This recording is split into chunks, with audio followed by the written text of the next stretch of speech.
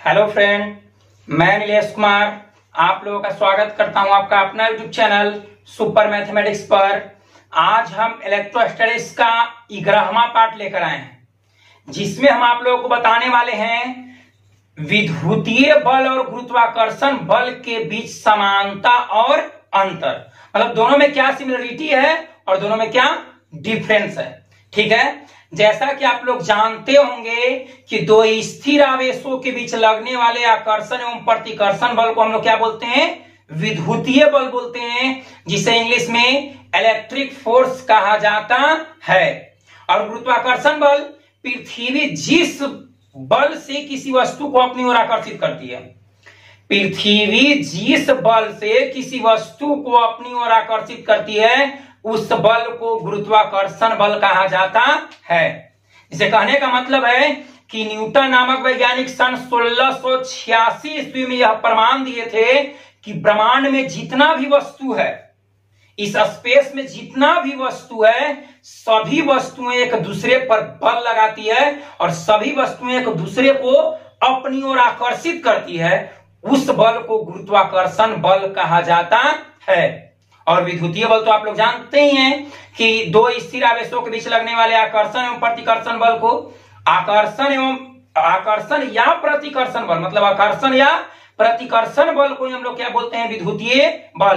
तो आज हम लोग पढ़ने वाले हैं विद्युतीय बल और गुरुत्वाकर्षण बल के बीच अंतर और उनमें क्या क्या समानताएं हैं।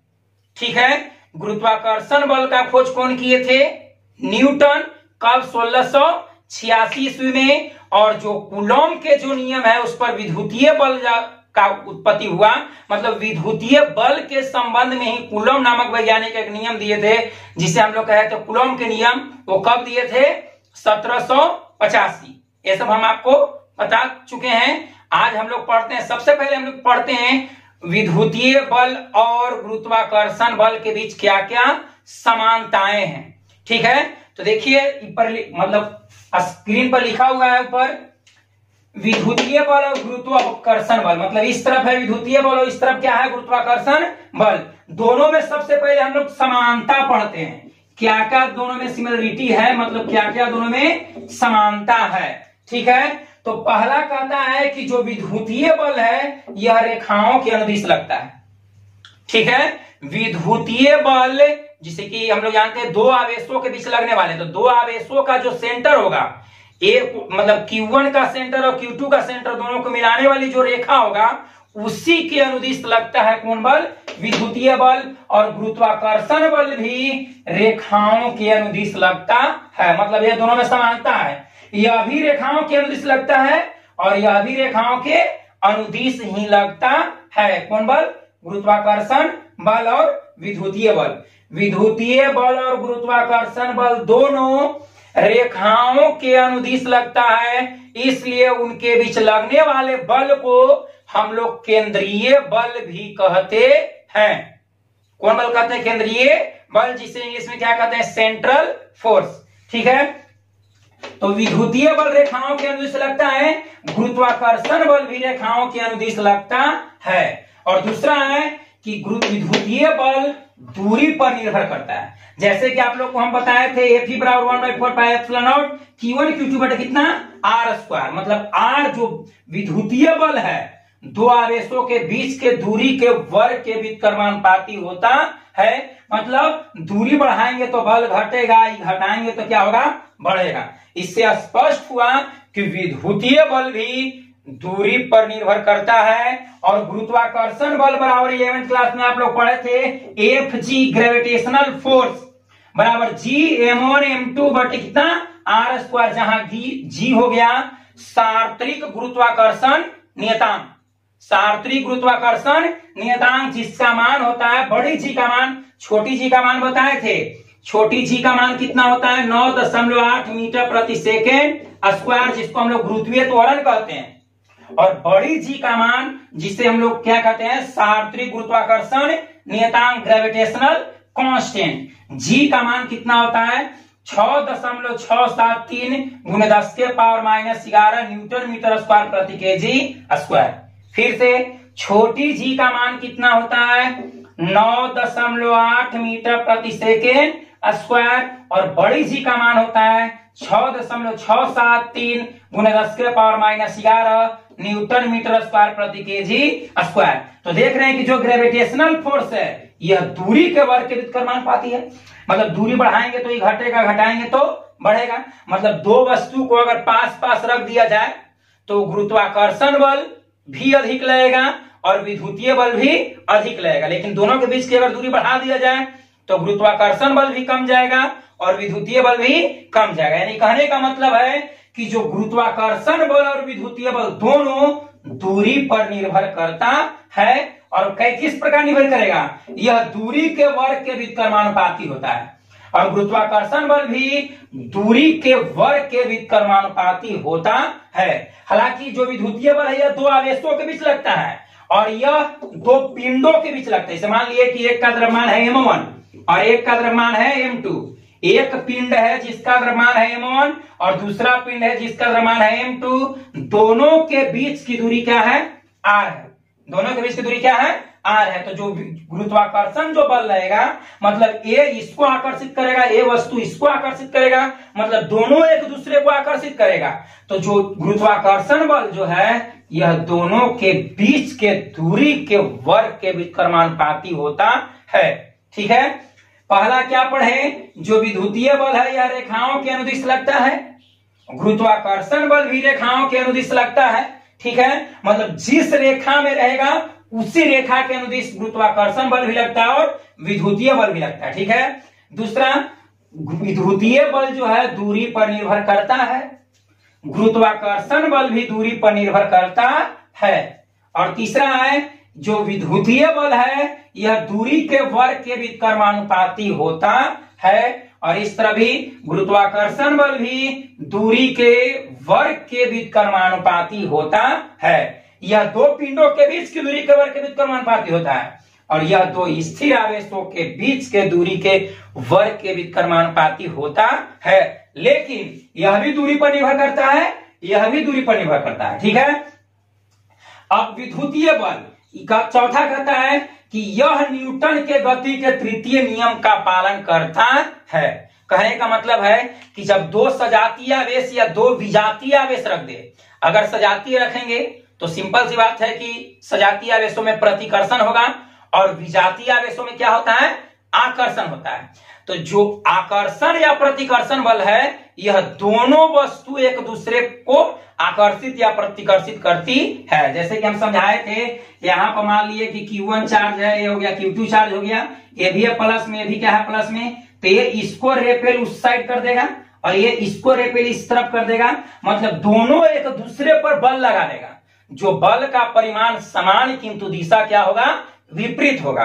अर्थात प्रत्येक क्रिया के बराबर एवं विपरीत प्रतिक्रिया होती है। इस प्रकार हम कह सकते हैं कि जो विद्युतीय बल है यह यह न्यूटन के गति के तृतीय नियम का पालन करता है, और जस्ट गुरुत्वाकर्षण बल भी न्यूटन के गति के तृतीय नियम का पालन करता है। जैसे मान लिया जाए कि यह मार्कर है, इस मार्कर को हम जितना बल से ऊपर की ओर फेंकेंगे इस मार्कर पर पृथ्वी उतना ही बल से अपनी ओर खींचने का प्रयास करती है। यानी कहने का मतलब है कि हम जितना बल से उस ऊपर में फेंक रहे हैं अब पृथ्वी उतना ही बल से नीचे की, हम ऊपर में फेंके और पृथ्वी नीचे, मतलब दोनों डायरेक्शन भिन्न है। हम ऊपर में फेंक रहे हैं और पृथ्वी नीचे में खींच रही है। हम जितना बल से ऊपर में फेंकेंगे पृथ्वी उतना ही बल से अपनी ओर खींचने का प्रयास करेगा। अर्थात हम कह सकते हैं कि गुरुत्वाकर्षण बल भी न्यूटन के गति के तृतीय नियम का पालन करता है। अर्थात प्रत्येक क्रिया के बराबर एवं विपरीत प्रतिक्रिया होती है। जितना बल से हम ऊपर में मार्कर को फेंकेंगे पृथ्वी उतना ही बल से इस मार्कर को अपनी ओर खींचने का प्रयास करती है। अर्थात प्रत्येक क्रिया के बराबर एवं विपरीत प्रतिक्रिया होती है। इस प्रकार हम कह सकते हैं कि गुरुत्वाकर्षण बल हो या विद्युतीय बल हो, विद्युतीय बल और गुरुत्वाकर्षण बल दोनों न्यूटन के गति के तृतीय नियम का पालन करता है। ठीक है। आवेश में अगर दो सजातीय रहेगा तब पर भी सजातीय रहेगा। तो जैसे मान लिए विजातीय आवेश ले, सजातीय तो बताया ए प्लस तो ये इसको रेपेल इस तरह कर देगा, ये इधर कर देगा। अगर दोनों माइनस लेते तो यही होता, ए इसको इस तरफ रेपेल करेगा और ए इसको इस तरफ रेपेल करेगा। यानी कहने का मतलब है कि दोनों समान बल लगावेगा, ए जितना इस पर बल लगावेगा, जैसे Q1 लगाया Q2 पर तो Q2 पर लगाएगा F21 बल, और Q2 लगाएगा Q1 पर तो Q1 पर बल लगेगा F12। तो F12 का जितना मान होगा उतना ही F21 का मान होगा, बशर्ते दोनों का डायरेक्शन क्या होगा, अपोजिट होगा। एक जाएगा इस तरफ, एक जाएगा इस तरफ। अगर हम तो विजातीय आवेश लेते हैं, जैसे विजातीय आवेश जैसे कहने का मतलब एक प्लस एक माइनस ले लिए, ठीक है। तो ये जो है ये इसको अपनी ओर आकर्षित करेगा, ये जो है माइनस प्लस माइनस को अपनी ओर आकर्षित करेगा, ठीक है। और ये माइनस इस प्लस को अपनी ओर आकर्षित करेगा। तो एक बल लग रहा है इस तरफ, एक बल लग रहा है इस तरफ, अर्थात दोनों का जो बल का परिमाण होगा मतलब F12 का मान F21 के बराबर होगा, किंतु दोनों का डायरेक्शन क्या होगा, विपरीत होगा। मतलब बल समान रहेगा लेकिन डायरेक्शन क्या होगा, अपोजिट होगा। तो इस प्रकार हम कह सकते हैं कि विद्युतीय बल और गुरुत्वाकर्षण बल दोनों न्यूटन के गति के तृतीय नियम का पालन करता है, ठीक है। अब आता है पांचवा कि जो विद्युतीय बल है यह संरक्षी होता है। यह विद्युतीय बल संरक्षी एवं केंद्रीय बल दोनों होता है, मतलब संरक्षी भी होता है और केंद्रीय बल भी होता है। तो पिछले वीडियो में हम बताए थे केंद्रीय बल वैसे बल जो दो रेखाओं, मतलब वैसे बल जो रेखाओं के अनुदिश लगता है, जैसे Q1 हो गया Q2 हो गया, तो दोनों को मिलाने वाली रेखाओं के जो अनुदिश बल रहेगा वैसे बल को केंद्रीय बल कहते हैं। तो विद्युतीय बल भी एक प्रकार का केंद्रीय बल है और गुरुत्वाकर्षण बल भी एक प्रकार का केंद्रीय बल है। पिछले वीडियो में एक लड़का सवाल किया था कि सर संरक्षी बल क्या होता है, संरक्षी बल क्या होता है। इसे बता दे कि वैसा बल जिसके द्वारा किया गया कार्य पाथ पर निर्भर नहीं करता है, रास्ता पर निर्भर नहीं करता है, वैसे बल को संरक्षी बल कहते हैं।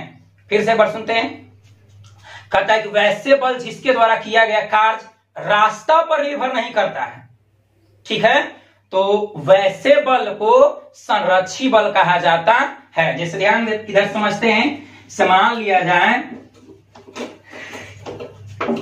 ए हो गया Q1 4, आई हो गया Q2 4, ठीक है। या फिर मान लिए ये हो गया M1 द्रव्यमान का कोई वस्तु है, मतलब पिंड है, और ये M2 द्रव्यमान का कोई पिंड है, ठीक है। ध्यान से समझिएगा, आवेश से हमको क्या मिलेगा, विद्युतीय बल, और जो पिंडों का द्रव्यमान है उससे हमें क्या मिलेगा, ग्रेविटेशनल फोर्स मतलब गुरुत्वाकर्षण बल।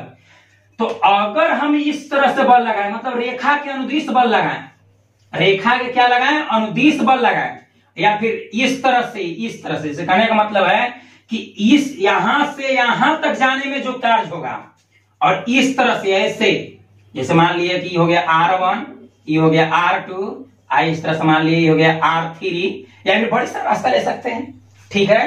तो यहां से यहां तक ले जाने में जो कार्य होगा वो उतना ही होगा जितना कि इस रास्ते से हम ले जाएंगे। कहने का मतलब है कि रास्ता कैसा भी रहेगा, कार्य उतना ही होगा जितना कि ये दोनों के बीच जो दूरी है ना, मतलब स्टार्टिंग पॉइंट और एंडिंग पॉइंट, इनिशियल और एंडिंग, मतलब प्रारंभिक बिंदु और अंतिम बिंदु, मतलब कहने का मतलब है कि विस्थापन पर निर्भर करेगा, दूरी पर निर्भर नहीं करेगा, रास्ता पर निर्भर नहीं करेगा।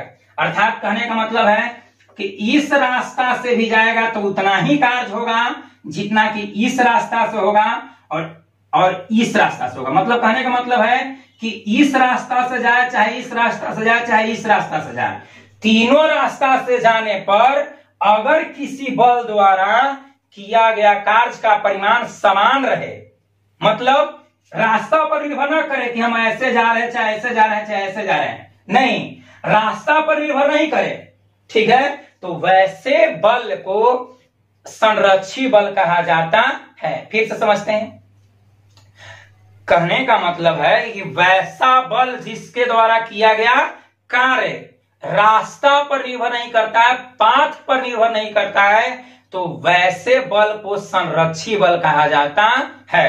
जैसे कहने का मतलब है यहां पर हो गया ए पॉइंट हो गया और ये हो गया बी पॉइंट हो गया, ठीक है। ये प्रारंभिक बिंदु हो गया और ये क्या बिंदु हो गया, अंतिम बिंदु हो गया। अगर हम यहां से किस वस्तु को लाकर यहां पर ले जाएंगे तो जब यहां से विस्थापन होगा तो कार्य भी होगा, ठीक है। तो यहां से यहां ले जाने में जो कार्य हुआ उतना ही होगा जितना कि ऐसे ले जाएंगे तब पर भी होगा उतना ही, और ऐसे भी ले जाएंगे तब पर भी होगा इतना ही। अर्थात क्या समझे कि रास्ता कुछ भी हो, कार्य का परिमाण वही होगा। कब, जब संरक्षी बल रहेगा तब। इस रास्ता से भी जाएंगे तो उतना ही, जिस मान ले कि इससे W1 कार्य हुआ, इस रास्ता से गए तो W2 कार्य हुआ, और इस रास्ता से गए तो W3 कार्य हुआ।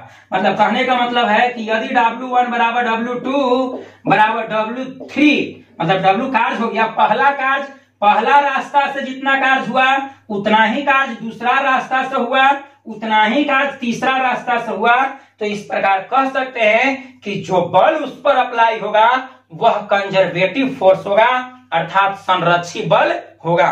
तो संरक्षी बल को हम लोग किस तरह से डिफाइन कर सकते हैं, वैसे बल जिसके द्वारा किया गया कार्य पाथ पर निर्भर नहीं करता है तो वैसे बल को संरक्षी बल कहते हैं। और विद्युतीय बल भी एक प्रकार का संरक्षी बल है और गुरुत्वाकर्षण बल भी एक प्रकार का संरक्षी बल है। और पिछले वीडियो में हम केंद्रीय बल बताए थे कि दो रेखाओं, मतलब रेखाओं के अनुदिश जो बल लगता है, रेखाओं के अनुदिश जो बल लगता है उस बल को केंद्रीय बल कहा जाता है। तो जो विद्युतीय बल है यह संरक्षी बल भी होता है और केंद्रीय बल भी होता है। ठीक उसी प्रकार गुरुत्वाकर्षण बल भी संरक्षी बल एवं केंद्रीय बल दोनों है। मतलब गुरुत्वाकर्षण बल संरक्षी भी होता है, मतलब गुरुत्वाकर्षण बल द्वारा, इसे कहने का मतलब इस तरह से समझते हैं।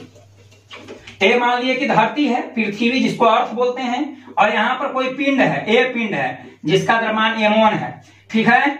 अगर ये जो m1 है ऐसे सीधे जाएगा तो पृथ्वी एकरा पर कितना बल लगाएगा, mg बल लगाएगा। या ऐसे भी अगर जाएगा तो पृथ्वी एकरा पर कितना बल लगाएगा, mg बल लगाएगा।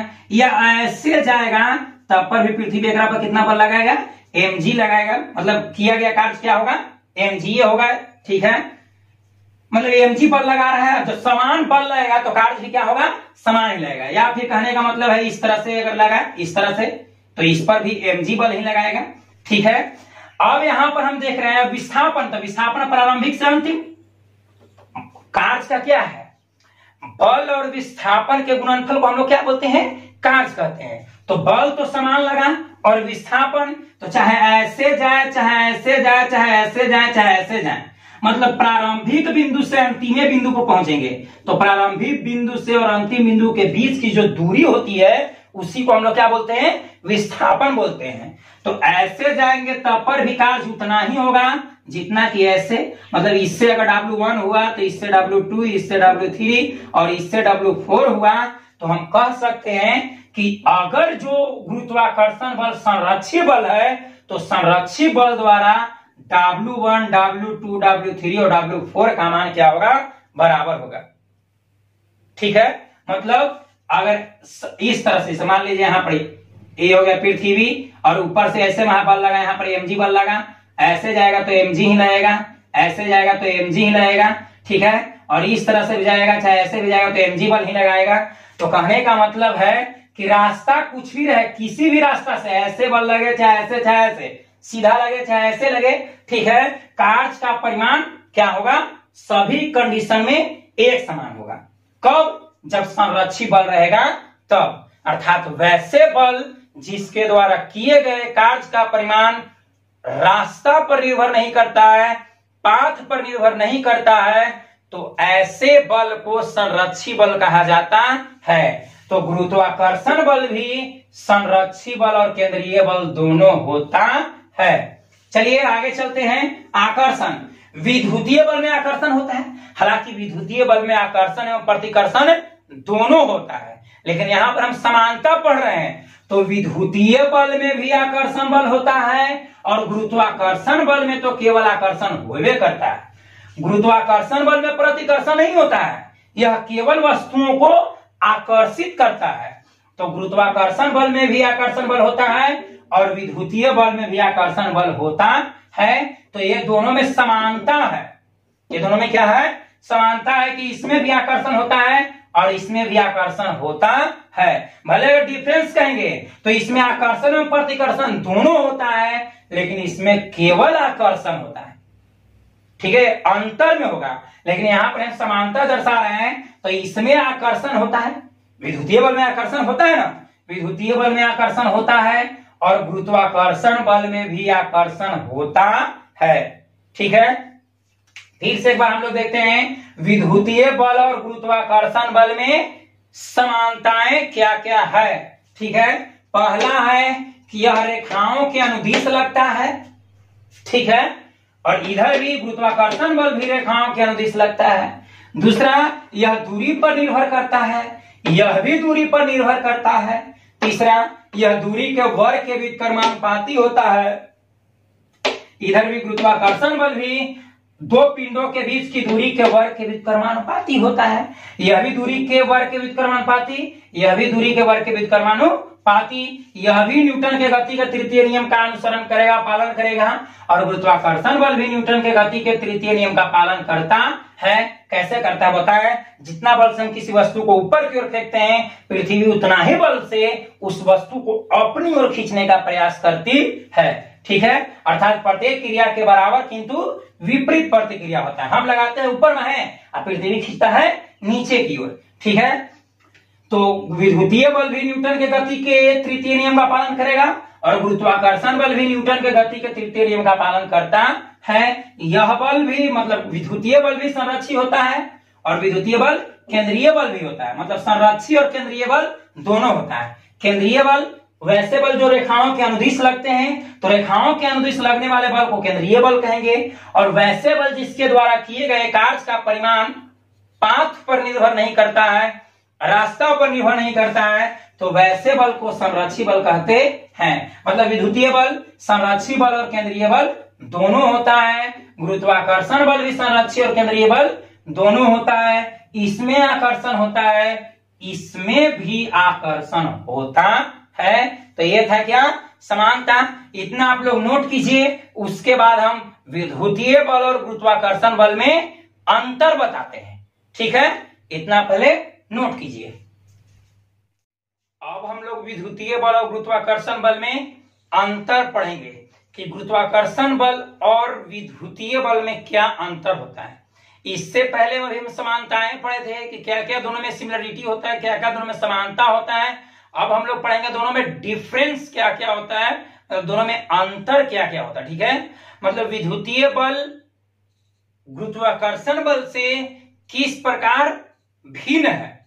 ठीक है, तो देखते हैं। इस तरफ है विद्युतीय बल, इस तरफ है गुरुत्वाकर्षण बल। विद्युतीय बल को इंग्लिश में क्या बोलते हैं? Electric force. और गुरुत्वाकर्षण बल को इंग्लिश में बोलते हैं ग्रेविटेशनल फोर्स।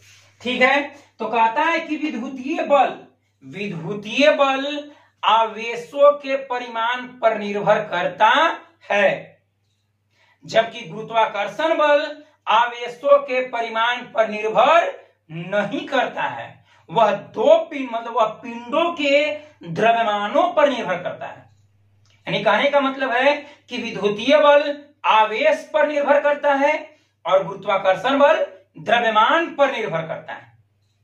ठीक है, विद्युतीय बल माध्यम के प्रकृति पर निर्भर करता है, जबकि जो गुरुत्वाकर्षण बल है यह माध्यम के प्रकृति पर निर्भर नहीं करता है। मतलब गुरुत्वाकर्षण बल हवा में, पानी में, मतलब माध्यम पर निर्भर नहीं करता है। हवा में जितना बल लगता है उतना ही पानी में ही बल लगेगा। ठीक है, अर्थात कहने का मतलब है कि गुरुत्वाकर्षण बल माध्यम पर निर्भर नहीं करता है, जबकि विद्युतीय बल माध्यम पर निर्भर करता है। अगर हवा या निर्वात में रखते हैं तो विद्युतीय बल 1/4 pi epsilon not Q1 Q2 by कितना R² होता है, जबकि हवा को छोड़कर हवा या निर्वात को छोड़ के किसी अन्य परावैधता वाले माध्यम में रखेंगे तो विद्युतीय बल 1/4 pi epsilon not into epsilon R Q1 Q2 Q1 Q2 बटे कितना R स्क्वायर होता है। अर्थात हम कह सकते हैं कि विद्युतीय बल हवा में कुछ, पानी में कुछ, किसी अन्य माध्यम में कुछ होगा। मतलब विद्युतीय बल माध्यम के प्रकृति पर निर्भर करता है, जबकि गुरुत्वाकर्षण बल माध्यम के प्रकृति पर निर्भर नहीं करता है। ठीक है, जो विद्युतीय बल है Fe मतलब इलेक्ट्रिक फोर्स, E से electric, E for electric, F for force.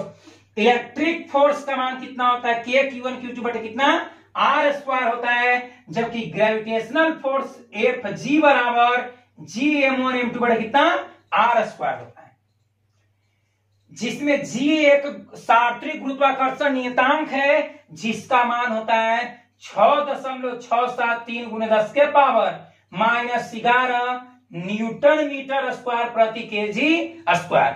मतलब इसका जो ग्रेविटेशनल कांस्टेंट है यह इतना होता है, जबकि कूलॉम कांस्टेंट K का मान 9 गुणे 10 के पावर 9 न्यूटन मीटर स्क्वायर प्रति केजी स्क्वायर होता है। ठीक है, विद्युतीय बल आवेशों के परिमाण पर निर्भर करता है, गुरुत्वाकर्षण बल पिंडों के द्रव्यमान पर निर्भर करता है। मतलब हुआ कि यह द्रव्यमान पर निर्भर नहीं करता है, यह आवेश पर निर्भर नहीं करता है। यह आवेश पर निर्भर करेगा, द्रव्यमान पर नहीं, और यह द्रव्यमान पर निर्भर करता है, आवेश पर नहीं। यह दोनों में डिफरेंस है, अंतर है। ठीक है, ये जो विद्युतीय बल है, विद्युतीय बल का मान हवा या निर्वात में 1/4πε0 Q1 Q2 बटे कितना R स्क्वायर होता है, जबकि हवा या निर्वात को छोड़कर किसी अन्य माध्यम में रखा जाए जिसकी परिवेहता εr हो, तो उस माध्यम में विद्युतीय बल E बराबर 1/4πε0 εr Q1 Q2 बटे कितना R स्क्वायर होता है। इसमें जो कूलॉम नियतांक है विद्युतीय बल का, विद्युतीय नियतांक कूलॉम नियतांक K का मान 9 गुणे 10 के पावर 9 न्यूटन मीटर स्क्वायर प्रति कूलम स्क्वायर होता है, जबकि गुरुत्वीय नियतांक G का मान 6.673 गुणे 10 के पावर -11 न्यूटन मीटर स्क्वायर प्रति केजी स्क्वायर होता है। मतलब यह मास पर डिपेंड करता है, यह मास पर डिपेंड नहीं करता है। यह किस पर डिपेंड करता है? चार्ज पर। चार्ज का जो मैग्नीट्यूड होगा, परिमाप होगा, उस पर निर्भर करता है। ठीक है, तो पहला हो गया कि यह आवेश पर निर्भर करता है, यह द्रव्यमान पर निर्भर करता है, यह माध्यम पर निर्भर करता है, यह माध्यम पर निर्भर करता है, यह माध्यम पर निर्भर नहीं करता है। ठीक है, तीसरा पॉइंट है कि जो इलेक्ट्रिक फोर्स है इसमें अट्रैक्शन और रिपल्शन दोनों होता है, मतलब आकर्षण और प्रतिकर्षण दोनों होता है, जबकि गुरुत्वाकर्षण बल में केवल आकर्षण होता है, और जो अट्रैक्टिव फोर्स होता है उसका मान क्या होता है? नेगेटिव होता है, ऋणात्मक होता है। अर्थात कहने का मतलब है कि गुरुत्वाकर्षण बल ऋणात्मक होता है, जबकि विद्युतीय बल ऋणात्मक और धनात्मक दोनों होता है। जैसे कहने का मतलब एक प्लस लेंगे, एक माइनस लेंगे, तो ये प्लस और एक माइनस अर्थात विजातीय हो गया, तो प्लस माइनस क्या होगा? माइनस। अर्थात विजातीय आवेशों में जो बल लगता है वह नेगेटिव होगा, अर्थात विजातीय आवेश में जो बल लगता है वह कैसा बल होता है? आकर्षण बल। तो आकर्षण बल नेगेटिव होता है, जबकि प्रतिकर्षण बल क्या होता है? पॉजिटिव होता है।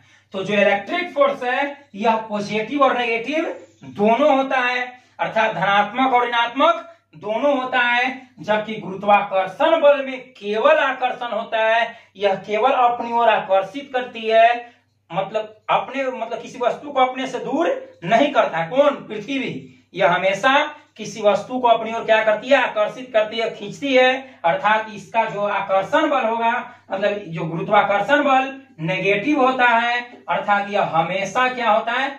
आकर्षित करता है, प्रतिकर्षित नहीं करता है। तो विद्युतीय बल आकर्षण और प्रतिकर्षण दोनों होगा, और गुरुत्वाकर्षण बल में केवल आकर्षण होगा। यह पॉजिटिव और नेगेटिव दोनों होगा, यह केवल नेगेटिव होगा। और जो लास्ट है विद्युतीय बल गुरुत्वाकर्षण बल की अपेक्षा बहुत बड़ा होता है, लगभग कितना? 10 के पावर 39 गुना अधिक होता है। ऐसे हम विद्युतीय बल की गणना हम करेंगे, दो इलेक्ट्रॉन लेकर, दो प्रोटॉन लेकर विद्युतीय बल और गुरुत्वाकर्षण बल दोनों निकालेंगे और दोनों में कंपेयर करेंगे कि दो इलेक्ट्रॉन लेंगे तो कितना गुना होगा, दो प्रोटॉन लेंगे तो कितना गुना होगा, एक इलेक्ट्रॉन एक प्रोटॉन लेंगे तो कितना गुना होगा। लेकिन एवरेज हम लोग याद करेंगे कि जो विद्युतीय बल है यह गुरुत्वाकर्षण बल की अपेक्षा लगभग 10 के पावर 39 गुना अधिक होता है। मतलब विद्युतीय बल का परिमाण अधिक होता है जबकि गुरुत्वाकर्षण बल का परिमाण क्या होता है, कम होता है। यह गुरुत्वाकर्षण बल की अपेक्षा 10 के पावर 39 गुना अधिक होता है और यह जो गुरुत्वाकर्षण बल है यह क्या होता है, विद्युतीय बल की अपेक्षा बहुत कम होता है। ठीक है, तो आप लोग इतना नोट कीजिए। आज हम लोग पढ़े विद्युतीय बल और गुरुत्वाकर्षण बल में समानता और अंतर, मतलब भिन्नता। दोनों में क्या क्या समानताएं होती है, दोनों में क्या क्या अंतर होता है। आशा करते हैं कि आप लोगों को समझ में आया होगा। ठीक है, अगर आप लोगों को समझ में आया तो प्लीज इसको लाइक कर दीजिए। अगर इस चैनल पर पहली बार आए हैं तो प्लीज इसको सब्सक्राइब कर दीजिए ताकि कोई भी वीडियो हम अपलोड करें तो उसका तुरंत आप लोगों के पास नोटिफिकेशन पहुंच जाए। ठीक है, आज के लिए इतना ही, मिलते हैं अगले